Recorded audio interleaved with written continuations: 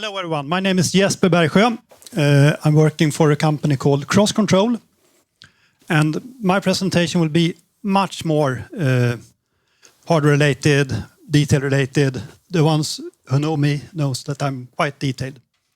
So hands-on, how you can create platforms and maintain them and the purpose. Let's see if I can get this running. And I'm engineer and director. Crosscontrol is a quite small company. It was founded in 91 in Alfta in Hälsingland. It used to be blacksmith from the beginning. Then it became a forest machine company that is now sold to John Deere in Finland. And it was like a management buyout starting with 4 or 5 hardware engineers supporting John Deere, building the control system. Have anyone heard of Crosscontrol? Yeah. Hands up. Yeah, a few of you. So let's see if I can take the right one. So we was owned by a company called One Rock Capital until yesterday. We are now sold to a company called Lone Star.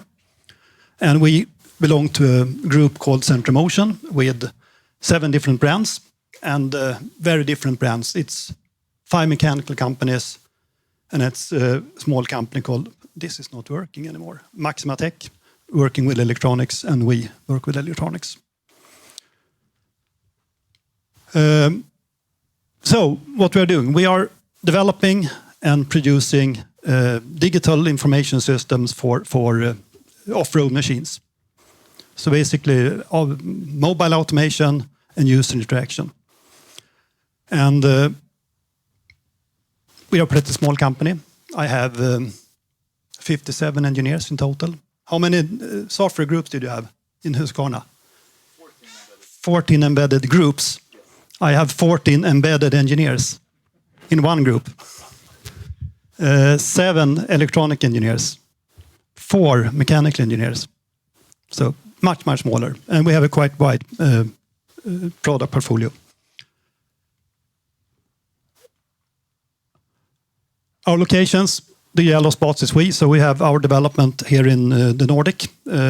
Västerås, where I'm located. We have Uppsala. We have Alfta in Hälsingland, between Bollnäs and Edsbyn. We also have the plant there with SMT machine, everything in-house. And we have an office in Tampere in Finland as well. So small and easy to control, actually. This is our customers that we're working with. So we have 6 what we call laneways or 6 verticals. And they share a lot of common requirements, those. And this is a set of the customers. And the type of machines that we are on, it goes from ships. I think this is something that Wärtsilä is delivering something to in the right corner. Drilling machines for the mining industry, agriculture, forest industry, trucks or tractors at terminals, etc. So very, very different industries. And we are serving them with like 48 engineers or 58 engineers. So we need to be efficient. This is the current product lines that we are promoting and selling. There are some older product lines that we are still producing, but we don't sell them to new customers. And I will focus actually on this IMX8. And now it's come to technical details. Everyone know what IMX8 is. That's good. And that was our lucky star that we jumped on IMX8 3 or 4 years ago, part of their early adopters program. But all of those actually share the same software platform. So we are delivering the hardware. We are delivering like the Linux operating system. And we are also delivering a very comprehensive software platform that the OEMs, because we are not selling to end users like Husqvarna, we are selling to John Deere, Caterpillar, Bombardier trains, or they are now Alstom, MAN for the marine engines, etc., etc. And they normally have their own department developing the HMI, but they would like to do it in a quick way. So we supply them with a tool chain for that as well. So all of those products, they run out of the same platform. So they can actually develop their application for this one, which is on the previous generation, previous platform with the IMX6. And they can run the same software on this 14-inch display with an Intel i5 quad, which is very powerful. That's why customers are selecting us, because they can use the same, their platform or their software development can be used on all sizes. And of course, not all customers are using all sizes, but a lot of them are using more than one size at least. So this is standard products. We are also delivering a set of what we call OEM products. This is customizations. It can be as easy as we're adding a logo down here, or it can be a complete different mechanical form factor.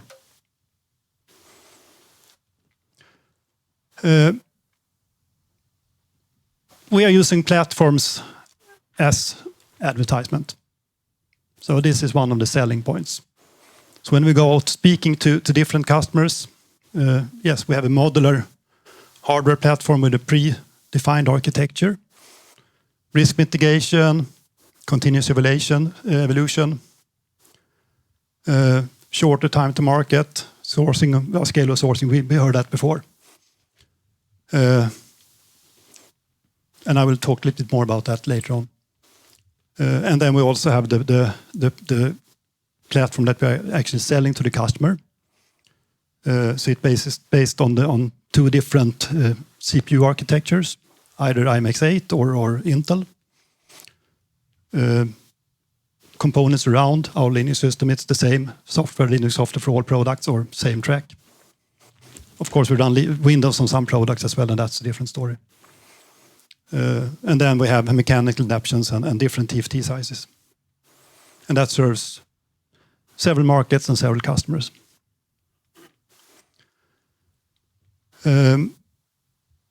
We sell on different levels.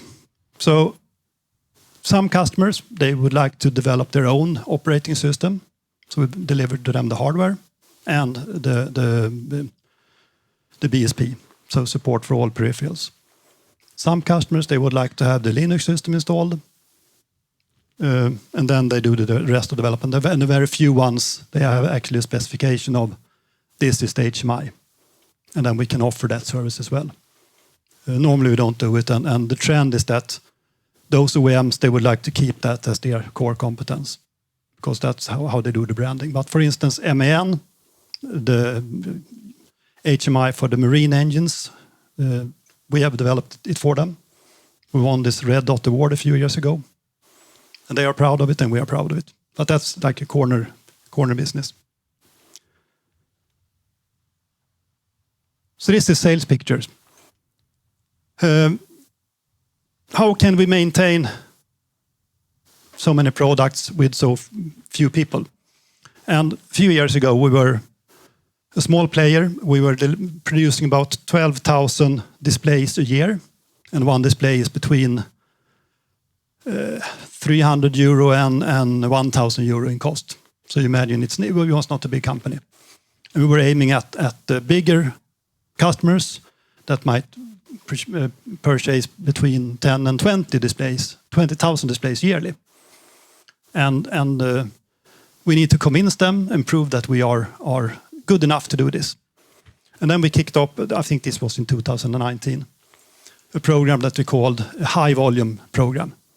And the purpose was actually to be able to prove to customers like CNH or whatever that we are capable of building this type of product. We have the technology. And what we did, it was not a PowerPoint presentation that we tried before without success. So we defined an architecture.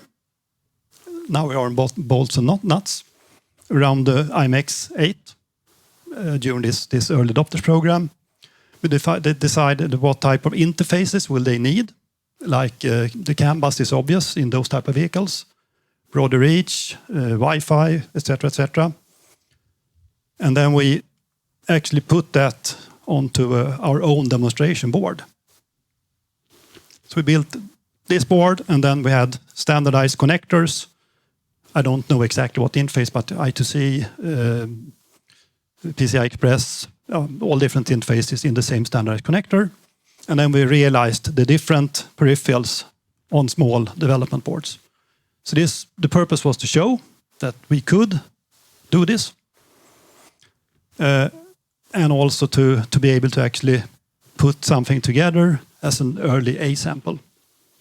So this is one of the examples that we actually sent to customers who needed 2 different displays and some peripherals. But still, this was basically only a demo project. And then we were at the same time putting this into products, and we needed to find a way to actually maintain and continue the development. So then we started to break this down into what we call platform modules. And this focuses on low-level software and electronics. So for different components of this architecture, we decided on different levels. The most simple one, we call it the schematic model. That means that the schematic is ready. We might have tested it on one of those boards or in a product. Next level is what we call a layout module, where we actually have a fixed layout. So for instance, the IMX8, all the memory buses, we're using exactly the same layout between all products. And then the last level is when you have like a plug-in board. We don't develop any of those ourselves yet, but we have been using like Wi-Fi, Bluetooth boards off the shelf. The same on the embedded side. We have what we call interface module, only fixed interfaces. Code module, you can recompile with some defined set or some modifications, and then we have like what we call the binary model. And it's not only the technology itself. When we develop a module, we always have the requirements, as much as you can have. The design descriptions, the schematic, if relevant layout. We have the test specifications, test reports, validation reports, etc. So up to the maturity level of the different levels of a module, we have pre-developed or pre-executed a project. Which means that if we don't need to revalidate the IMX8, for instance, when we do a new model. Of course, we do the EMC testing and then, but a lot of the parts are because we need to save time.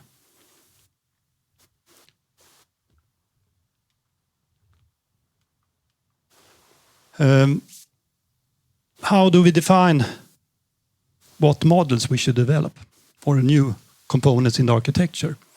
And it's extremely close cooperation with our product management. So this is an old picture of our product roadmap. And based on the product roadmap, we together with the product management decide on our module roadmap. So if we look at 21-22, the first launch of the platform, we developed a product called V700. It was the only part, it was the IMX8, but other parts were from older products. Then generation 2, we have launched 2 products yet, and we are in development of 2 more, plus some customizations based on that one. And we are now planning for actually the next generation, which will be replacing the IMX8 with something more powerful. And this is market driven, of course. To make sure that this happens, we also have a model for allocation of budgets. This is very boring. It's not technology, but we come to agreement with product management that we are reserving 25% of our funds for development to develop the platform and maintain the platform. Not less, not more. We also define that we will not spend more than like 20% on maintaining the old products. And they are taking an active role in retiring old products or accepting that they might be too expensive to produce. And then I think it's the last slide. Have we achieved this? Yes. We have mitigated risks by pre-validating those different modules or parts of the architecture or parts of the platform. either by building a plug-in board to our demonstrator or in a product. And then we're feeding it back to the main track, so to say. Shorter time to market. I cannot say if we have achieved that yet, because we have had huge challenges the last 2 years with sourcing. Have anyone else had problems with sourcing the last years? or redesigning old stuff because you cannot buy STM32s or whatever. But what we can see is that when we developed this first, it's a 7-inch display, we call it the V700. When we developed the next one, the 10-inch and the 12-inch, that project was actually smaller in hours than the first one. And that is something we show the owners that, okay, due to the platform and the modularity, etc., we can do things faster. And they do not ask that many questions why we invest 25% on the platform. But we can realize prototypes much faster that we have achieved. Of course, there are some challenges. We have developed, for instance, anyone know what broader reach is? It's a 2-wire Ethernet that is used in the automotive industry. And we have developed 3 different versions of that module. And I hope that the last one is actually the one we can use in the products. Or make sure that engineers really take the stuff from the repository and reuse it or use that in the design. I have another example of developing the latest Intel-based computer where one of the designers took another solution for reading in the ignition signal and it didn't work. And he could have taken the standard functionality that we had before. So it's not only having the architecture, the platform, it's also working with the people. So they are really using it. I think that was the last picture. Questions?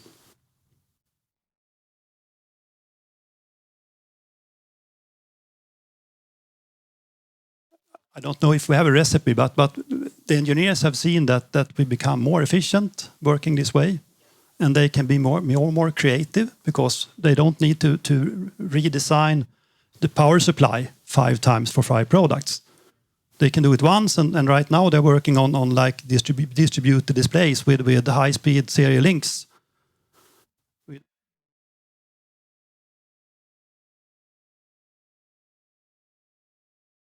Actually, there's if we look at the farming industry or agriculture industry. Yeah. So there are standards that you need to fulfill. They are also security or safety certified, some of the products. So they are not allowed to put it in the tractor. But there's one implement developer or supplier in Sweden called Väderstad. Have you heard of them? And they deliver an ECU, and then they deliver like a docking station for your iPad. And they have been successful. And of course, that's a threat for us. But those units can be both like an add-on.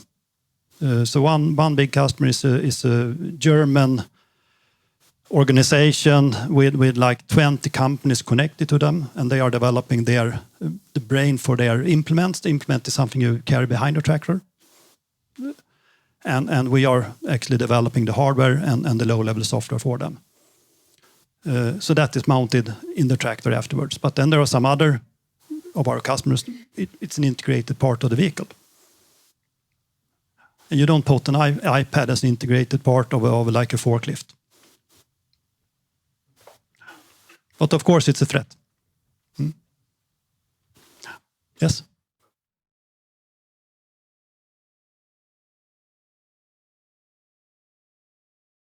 I have examples. We have 2 lines. One is called the Vision line. They are made of plastic. We have the IMX8 microcontroller. It's sufficient to cool through the plastic. And then we have the Extreme line. Those are made of aluminum. You can actually kill people with them. And that's typically forest industry or mining industry. But we have some agriculture prospect customers who actually selected a competitor because they didn't feel that the unit had the right robustness feeling. You sit with your hand, we have sharp edges, and we are now displaying like a concept here on Agritechnica in a few weeks, which is the same hardware actually, and just aluminum casing with softer edges.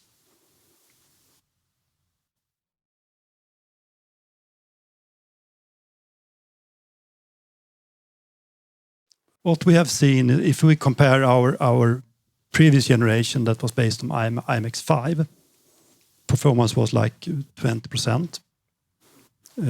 Had resistive touch, not capacitive touch. You did a single touch. Now we have, well, I think 12 multi-touch, or what even the controller supports. Our material cost is actually lower today. And we can keep the price tag. Then it depends on what type of customer. Of course, some customers, they don't care. If they have of course they care, but they are not sensitive. If you're putting a unit into a ship, it's more important with quality and uptime. It's not consumer products. But of course, bigger customers with bigger volumes, of course, they ask for lower prices. And we are in a negotiation right now with one of the bigger customers for the next generation, and the features are much higher, more features, more performance, more modularity for them, and same or lower cost. Everyone have the same problem, I guess, or challenge. Yeah. Okay. Thank you. Thank you.